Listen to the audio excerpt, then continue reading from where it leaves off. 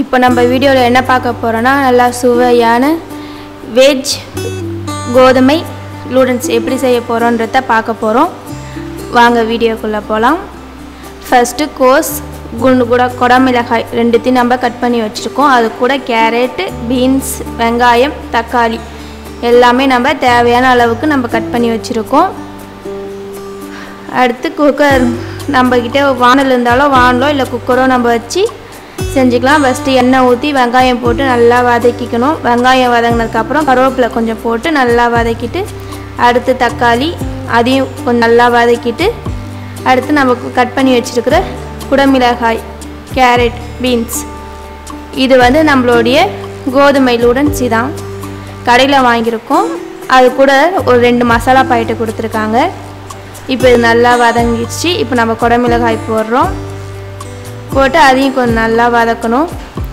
அடுத்தது carrot, beans அதையும் போட்டு கொஞ்சம் நல்லா வதக்கணும். வதக்கிட்டு அதுக்கப்புறம் நம்ம கோஸ் எடுத்து கொட்டிடலாம்.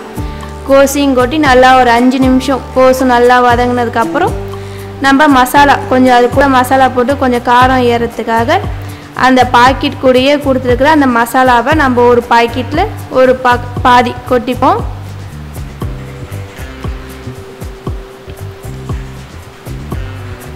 அதுலேயும் இருக்கிற நம்ம பாதி அந்த மசாலாவை கொட்டினா நல்லா காரம் ஏறிடும். உங்கள் காரம் நல்லா காரமாக சாப்பிடுவீங்கனாக்கா அதுக்கேற்ற மாதிரி நீங்கள் கொஞ்சம் தனி மிளகாய் தூளும் போட்டுக்கலாம்.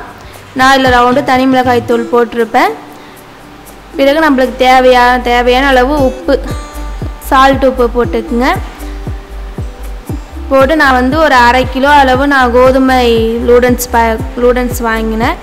அந்த 1/2 கிலோ செய்கிறதுக்கு நான் எங்கள் வீட்டில் இருக்கிற ஒரு மீடியமான சொம்பில், அதாவது ஒரு 1/4 லிட்ரு தண்ணின்னு வச்சுங்க. 1/4 லிட்டர் தண்ணியில் நம்ம 2 சொம்பு தண்ணி ஊற்றி அதில் ஒரு 1/2 சொம்பு, அதாவது 125 ml கணக்கு வச்சு நம்ம ஊற்றிருக்கோம்.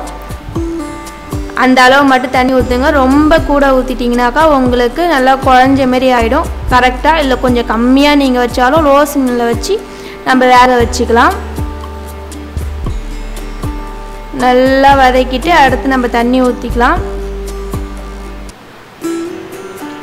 தண்ணி ஊற்றி தண்ணி லைட்டாக கொதி வரும்போது நீங்கள் நூடுல்ஸ் எடுத்து போட்டு நல்லா ஸ்லோ ஃப்ளேமில் வச்சு மூடி வச்சு நல்லா வேக விட்டிங்கனாக்கா நம்மளுடைய சுவையான வெஜ் ஆட்டா கோதுமை நூடுல்ஸ் ரெடி ஆகிடுச்சு. நல்லா சுட சுட சுட பரிமாறினீங்கன்னா அவ்வளோ ஒரு டேஸ்ட்டாகவும் அருமையாகவும் இருக்கும்.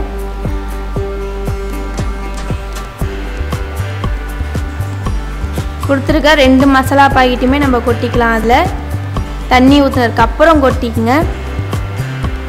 நல்லா கொதி வந்த உடனே நம்ம அடுப்பை ஸ்லோ ஃப்ளேமில் வச்சுட்டு நம்ம கோதுமை நூடுல்ஸ் எடுத்து கொட்டி நல்லா மூடி ஒரு 10 நிமிஷம் வந்துச்சுன்னா அழகாக வந்துடும். வீடியோ பிடிச்சிருந்தா லைக் பண்ணுங்கள், ஷேர் பண்ணுங்கள், சப்ஸ்கிரைப் பண்ணுங்கள். தேங்க்யூ.